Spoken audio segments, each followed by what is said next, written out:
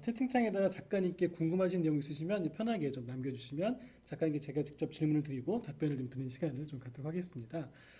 제일 먼저 질문을 주신 분이 김수미님께서 미리 질문을 주셨는데요. 우연히 작가님의 예언이라는 책을 읽고 작가님께 꽂혔습니다. 작가님 책 거의 대부분을 구매해서 미친 듯 읽었습니다. 평소 역사에 관심이 많아서인지 작가님 책들은 너무 재밌더라고요. 교과서에서 배운 게 다 진실은 아니구나라는 생각과 함께 제 스스로 많이 성장할 수 있었던 계기가 되었습니다라고 이제 말씀하셨고요. 궁금한 게 작가님의 책을 그냥 소설로 봐야 하는지 아니면 진실로 받아들여야 하는지 이 부분이 좀 궁금하다고 말씀하셨어요. 예를 들어서 이제 그 무궁화 꽃이 피었습니다 해서 김재규 정보부장이 이제 박 대통령 암살 사건의 배후가 정말 미국인지 이런 그 화두가 있는데요. 이렇게 궁금하다고 질문 주셨네요. 네. 이게 우리가 이제 그 뭐에 이렇게 이 중독돼 있느냐 하면은 네네. 주된 기록, 음, 중심된 기록에 이 신뢰를 잔뜩 두고 있죠. 그 중심적 기록이 아니면 네네. 일단 제껴놓거나 이제 의심하고 보는 거죠. 음, 그런데 그것은 대단히 잘못된 거다.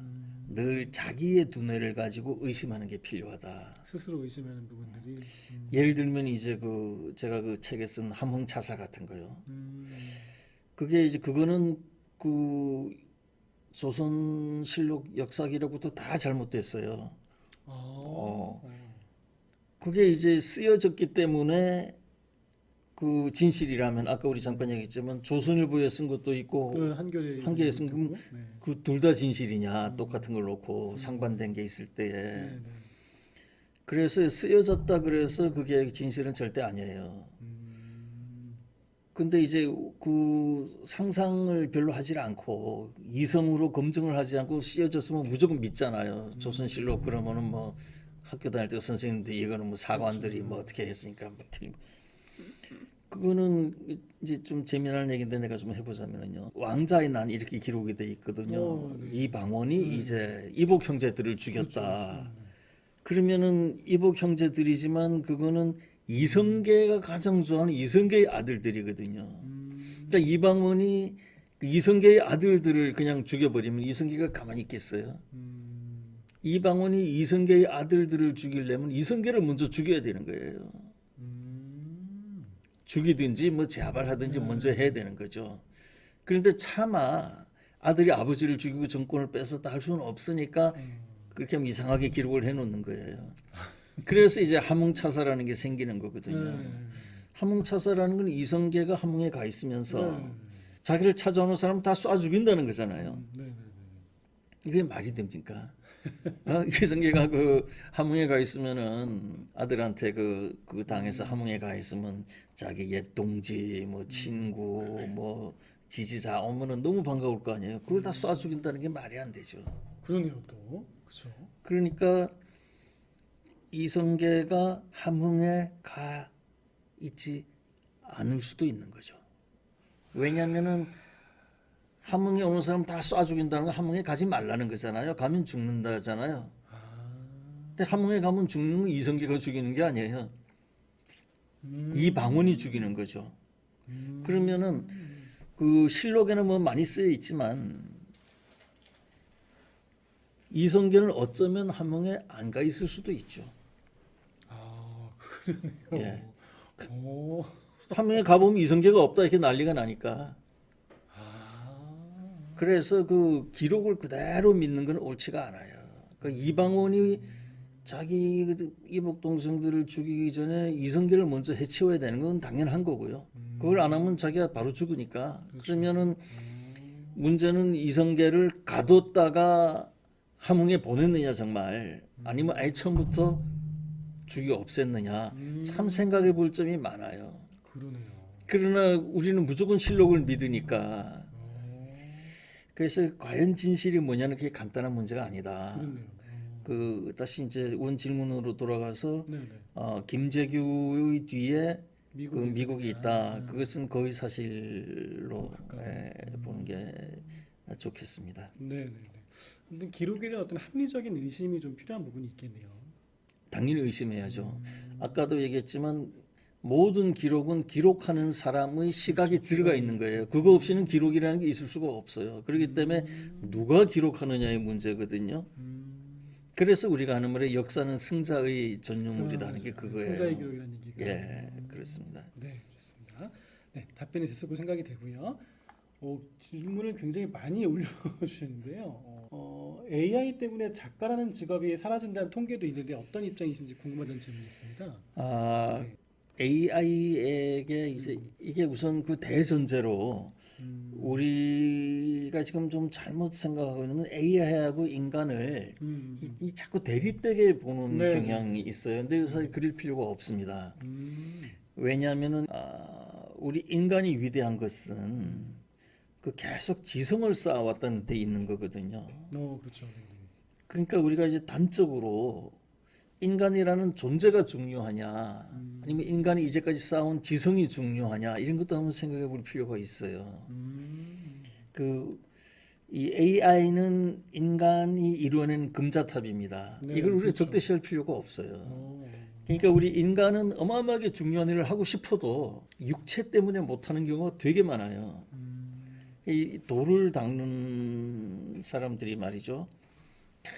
그 금식을 하고 이제 어마어마한 정신 세계로 들어가 가지고 어떤 경지에 이르렀단 말이에요. 깨고 나면은 어찌할 수 없는 육체가 붙어 있는 거예요. 그래서 도 닦은 사람은 이 자살하는 사람도 많아요. 육체를 잘라내 버리는 거죠. 그래서 이 육체가 없는 지성은 불가능한 많은 걸 가능하게 해요. 그러니까 우리 인간이 정의를 이루고 싶어도 그 인간은 그 이기심이 있고 탐욕이 있고 그래가지고 이루지 못하는 걸 AI는 그게 다 배제됐잖아요. 그래서 그 AI가 인간들이 이루지 못하는 걸 이루어낼 수 있는 가능성도 얼마든지 있다. 근데 그간은 이제 이 새로운 것에 대한 두려움이 있으니까 그렇죠. 계속 그 로봇이나 AI에게 인간이 지배당해서 노예로 산다. 그런 얘기가 이런 게 이제 주로 그 작품들의 근간을 이루는데 그렇죠. 그것은 우리가 냉정하게 그렇게 생각할 게 아니고 그 AI는 이제 새로운 기회다. 우리 새로운 인간이 기회. 해결하지 못했던 세계적 대기근이라든지 네. 그 한쪽에서는 배가 터져 죽지만 한쪽에서는 배가 붙어서 죽잖아요. 그런 문제를 해결할 수 있거든요. 그 욕심이나 이런 게 다 이기심이 없어진 최고의 지성이니까 긍정적으로 받아들이는 것도 생각해야 된다. 네. 다만 이제 AI에게 나쁜 생각을 심어주는 그런 거를 우리가 조심을 해야 되겠죠. 가령 예를 들어서 지금 미국에서 만든 그 로봇개, 네. 예, 지금은 정찰이지만 거기에 무기를 달아가지고 이제 싸우게 하자. 그거는 그 개 한 마리가 이제 인간 1000명을 이기고 남잖아요. 그러니까 그런 생각은 하면 안 되는 거죠. 네. 그런 쪽으로 우리가 이제 생각해야 되고, 다만 그 이 창조와 창작에 있어 가지고는 그걸 AI에게 다 줘버리면 안 돼요. 우리가 이제 스포츠를 하잖아요. 스포츠를 하는 이유는 뭐냐면 인간이 그 체력의 한계를 극복하고 점점 더 이 향상시키는 데 의미가 있지 멀리 뛰는 데 의미가 있는 건 아니거든요. 그러니까 이 인간의 그 로봇이나 이런 게 인간보다 100배 멀리 뛴다 그래가지고 인간이 스포츠를 포기하고 그걸 다 이 그런 그 로봇이 다 하게끔 하면 안 되는 거죠. 그렇죠. 왜냐면 우리 인간은 인간의 또 이 세계를 점점 키워나가야 되기 때문에 스포츠를 생각해 보면 쉽죠. 그래서 창작이나 이런 것도 네. 그런 그 AI나 로봇에게 맡기는 영역이 있고 또 우리 인간만의 영역이 있고 그렇게 같이 해나가야 되겠죠. 네. 바이러스 X 쓰실 때 바이러스가 3만 바이트짜리 데이터라는 생각을 어떻게 구상하셨는지 물어보시네요. 그건 저희 구상이 아니고 그건 과학적 사실입니다. 예. 그건 과학적 사실인 걸로 예. 밝혀드리겠습니다. 네, 그러면 세 번째 질문인데요. 앞으로 써보고 싶은 작품의 방향이나 관심사는 어떤 것인지 물어보셨네요. 앞으로 차기작도 같이 될 수 있겠죠? 저는 지금 당장은 고구려에 그러니까요. 온 심혈을 고구려. 기울이고 있다. 네. 고구려를 다 끝내고 나서 그건 다시 한번 얘기를 나누자고 대답해 주세요. 글을 쓰시면서 이 사회와 사람에게 어떤 영향력을 끼치길 바라시는지를 또 물어보셨네요. 아, 그게 참 어려운 문제인데요. 저는 좌우한 우리 한국이 지금 스스로의 이 역사와 문화의 맥이 다 끊겨 있어요. 그래서 지금 그 경제 지수는 괜찮은데 네, 네. 나머지 문화 지수나 가치관 지수나 이런 게 너무 열악해가지고 그런 사회는 돈이 많아지면 많아질수록 사회가 더 험해지거든요. 그래서 나는 우리 한국인들이 누구나 온몸을 기대고 살 수 있는 그런 괜찮은 가치관을 형성하는 데에 앞으로 저희 저작 활동을 포커스를 맞추려고 합니다. 네, 좋습니다.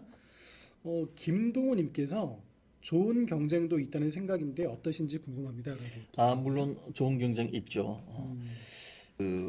인간은 태어남부터가 바로 경쟁이에요. 어쩔 수 없어요. 예, 재화는 유한하고 욕망은 무한하니까 과거에는 이제 한 뭐 학교 들어가서부터 경쟁이다. 근데 지금은 아예 태어나면 탄생 때부터 바로 경쟁이죠. 심지어는 이제 앞으로는 태어나기 전에 벌써 경쟁이 될 거예요. 왜냐하면 이게 생명과학이 자꾸 발달하기 때문에 맞아요. 내 아기는 뭐 축구 잘할 수 있게 폐활량을 잔뜩 키워주세요. 그럴 수도 있고요. 맞아요. 내 애는 뭐 수학자가 되게 머리를 되게 좋게 해주세요. 뭐 얼마든지 가능하거든요. 그렇죠. 지금 개놈 지도를 다 읽고 있으니까.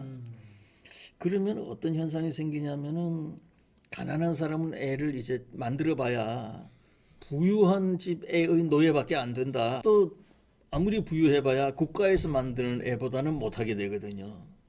그러니까 국가에서 이제 이 애를 만드는 그런 상황이 얼마든지 올 수가 있죠. 또 그 가난한 나라에는 그게 또 안 돼요. 부자 나라 애한테 안 되고 또 그게 좀 버전이 좀 그 최신 버전보다 또 못하게 되죠. 그러니까 애가 우리는 뭐 27360 세대인데 그다음에 37360 세대가 생기면은 또 그 밑에 뒤지게 되는. 그래서 생각할 점이 되게 많습니다. 원 질문이 뭐였죠? 좋은 경쟁도 있는데 어떻게 생각하시는지였는데요. 네. 그래서 이 경쟁이 이게 이제 그 자꾸 경쟁에만 빠지면 네, 네. 그래서 헤어나지를 못해요. 그러니까 경쟁이라는 건 남보다 앞서야 되겠다는 의식인데 그건 본능적이거든요. 그렇죠. 그래서 좋은 경쟁은 아름답죠. 그걸 좋은 경쟁을 뭐라 그럴 수는 없어요. 그렇죠. 긍정적인 어떤 발전을 가져오는. 그러나 이제 어느 단계에서는 안분지족도 필요하다. 언제나 남을 이기려고 해서는 안 된다. 그래서 이건 좀 높은 인간의 단계이긴 한데요. 네, 네. 지는 것도 좋아하는 사람이 될 필요가 있다. 우리 한국 사회는 지는 거를 가르치지 않는 사회예요. 그렇죠. 패자부활전 자체가 기회가 없기도 하고요. 그래서 나는 지는 것도 좋아요.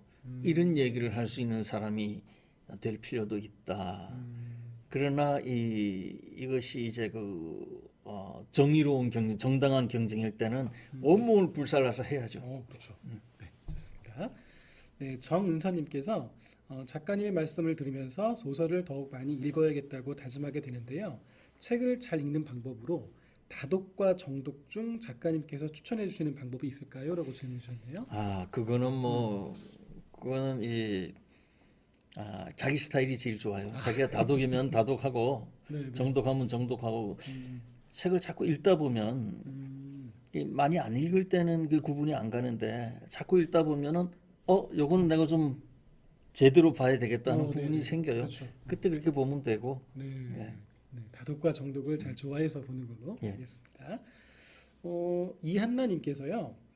독서의 중요성을 말씀하시면서 독서를 취미화해야 한다고 하셨는데 작가님은 시간을 정해놓고 독서를 하시는 편인가요? 라고 질문을 주셨습니다. 저는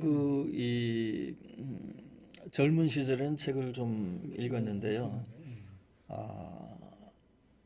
지금은 이제 딱 그 시간을 정해놓고 읽고 그러기보다는 좀 내키는 대로 읽는 그런 편이 됐습니다. 그래서 이 독서는 취미를 딱 시간 맞춰서 9시 시작해서 11시에 끝내고 이런 건 아니잖아요. 그래서 항상 그 읽든 안 읽든 늘 책을 가까이 하는 게 중요하고 네.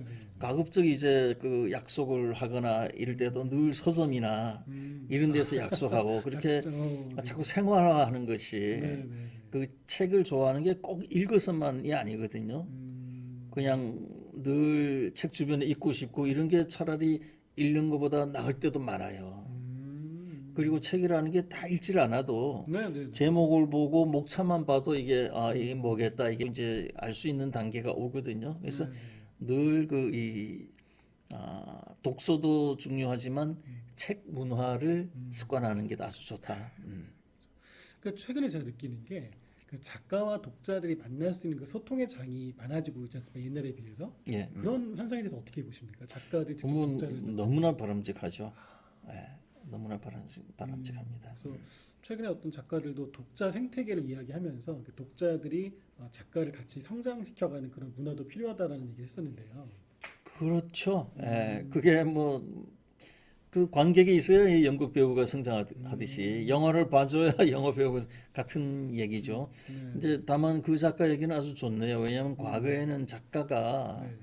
독자를 끌고 가는 뭐 네. 좀 이 뭐 스승 같은 그런 그게 아니다 하는 걸 느꼈으니까 참 좋네요. 그 독자 생태계라는 게 저는 되게 다가왔었거든요. 독자 예, 책을 좋아하는 분들이 모여서 함께 어떤 문화를 만들어가는 그런 부분이었던 것 같은데요.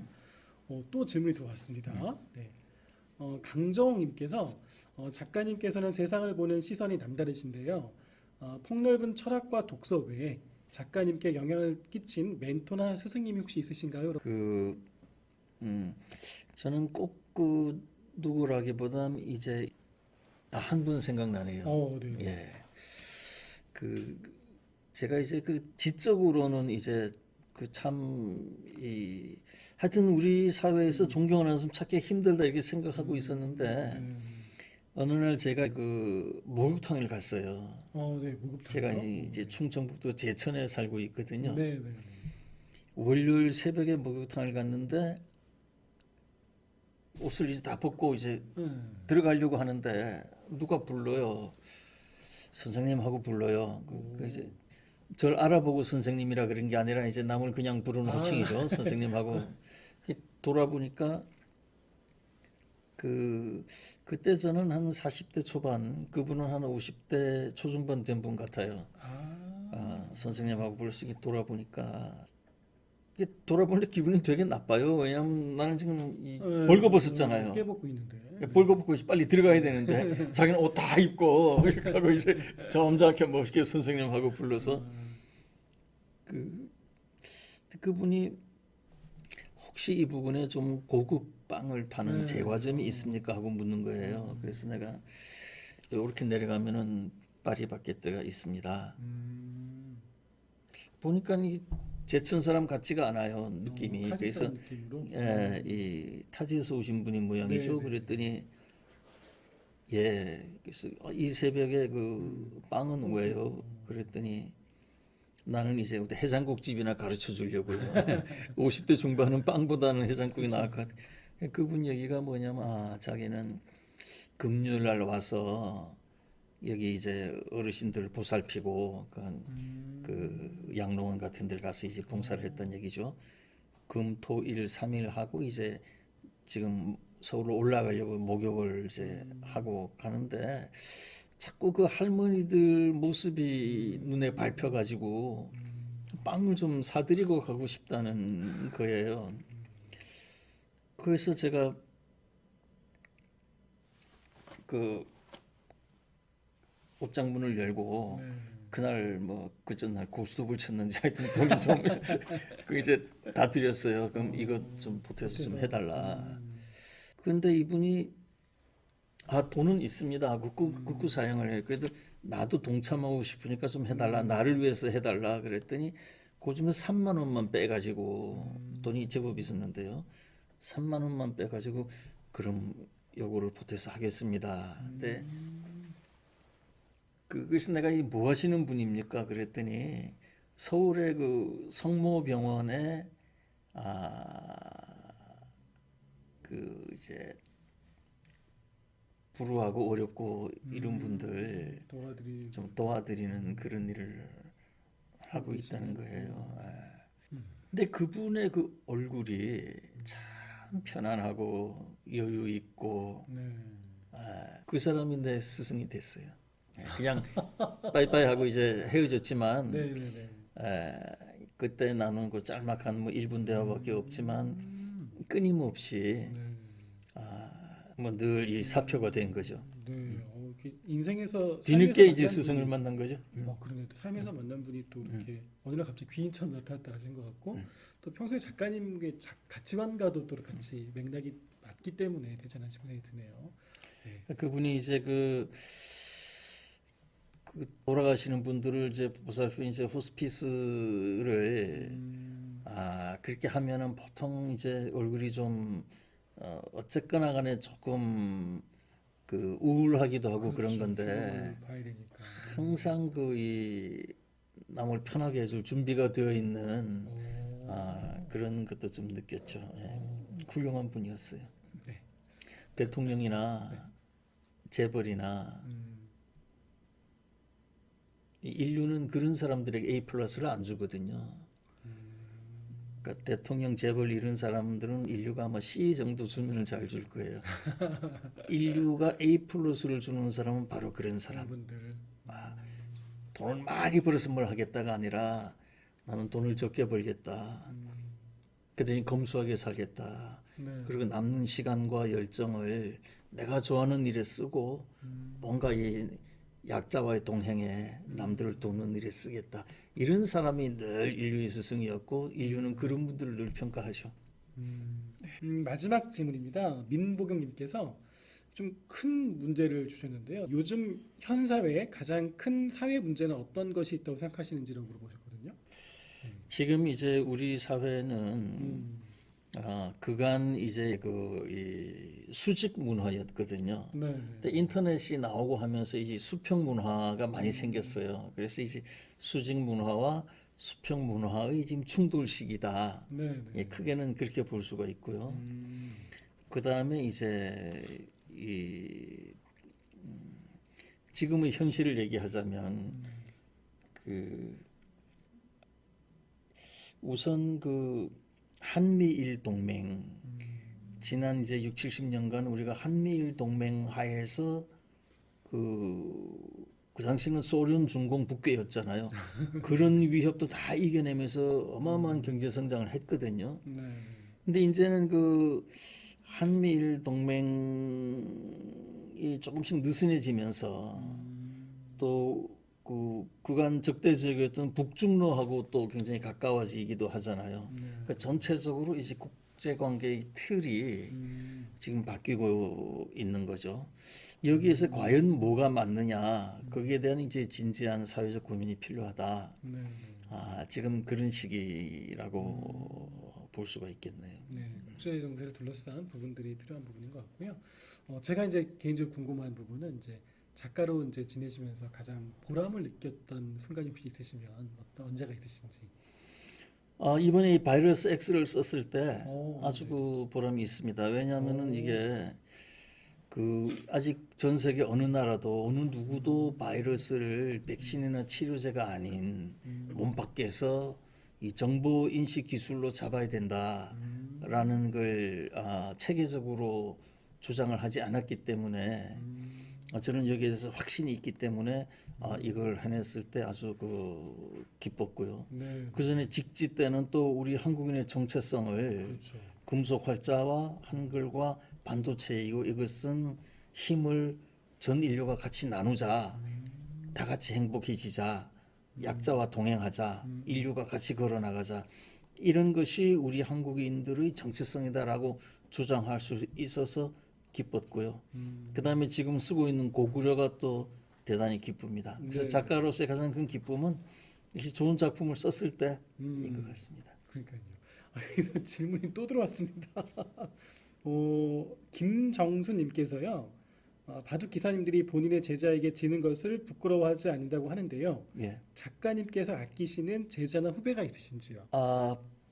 저는 늘 혼자서만 글을 써왔어요. 그래서 이제 자료 조사도 혼자서 하고 늘 혼자 해왔는데 그 딱 하나 그 굉장히 두려운 저는 뭐 그 누가 나보다 글을 잘 쓰냐 못 쓰냐 이런 걸 생각해 본 적은 없어요. 워낙 그 저희 관심사가 아니기 때문에. 네네.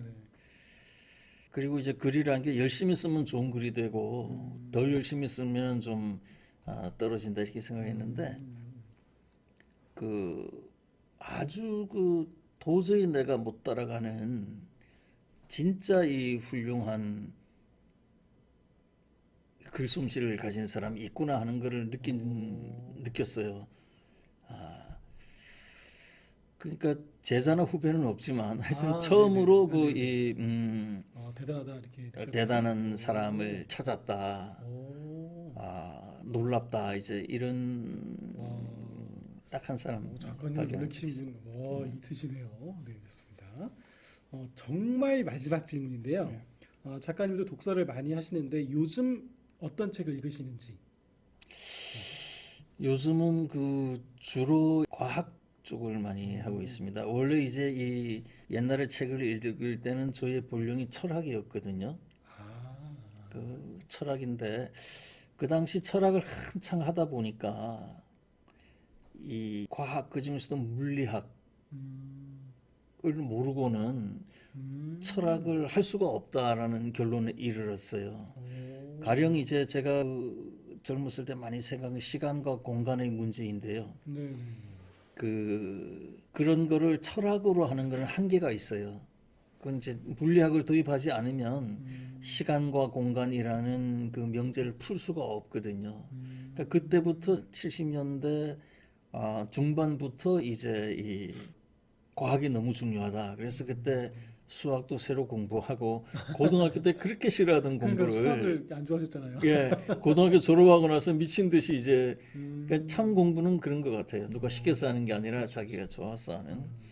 그래서 그때부터 이제 과학을 되게 그 열심히 했는데 특히 요즘에 와가지고는 주로 읽는 것이 이제 관심을 두는 것이 그 퀀텀 메카닉스, 그 양자역학이요. 네. 예, 주로 이제 양자역학 쪽을 많이 네, 좀 보고 양자역학 있다. 분야네. 예. 또 그런 분이 또 나중에 작가님의 작품을 또 어떻게 녹여질지 벌써부터 기대가 됩니다. 이렇게 정말 한 분 한 분 성실하게 답변을 잘 해주셨고요. 어느덧 시간이 이제 마칠 시간이 됐습니다. 이렇게 비대면으로 이렇게 진행했는데 오늘 어떠셨는지 소감 좀 부탁드리겠습니다. 네. 우선 이렇게 많은 질문을 해주셔서 그러니까요. 그 매우 감사합니다. 그 웬만하면 이제 빨리 끝내고 나도 얼른 자리를 뜨고 싶다 그런 분들이 많으실 수도 있는데 이렇게 많은 질문을 해주신 것은 저희 얘기를 귀 기울여서 이제 들어주셨다는 얘기고요. 이 이제 코로나로 꽉 막힌 상황에서 이렇게 이런 디바이스를 통해 가지고 같이 소통할 수 있고 그래서 참 오랜만이라 저도 아주 기분이 좋습니다. 무엇보다도 단 한 분이라도 이 프로그램을 통해서 뭔가 그 바깥의 성공 부담, 그 내면의 세계를 갖는 것이 훨씬 중요하구나 이걸 느꼈으면 좋겠다 하는 바람을 남기고요. 끝까지 잘 들어주신 많은 분들께 감사드리고 싶습니다. 네, 감사합니다. 말씀하신 대로 다 자리를 끝까지 지켜주시고요. 댓글도 지금 사실 더 많은 글들을 올려주셨습니다. 다 소개를 못해서 좀 죄송스럽고요. 네, 아무튼 쉽지 않은 상황에서 또 좋은 프로그램이 기획이 됐고 주한 도서관에서 진행을 했고요. 진행의 숭례문 학당이었습니다. 그러면 이쯤에서 마무리를 하도록 하겠습니다.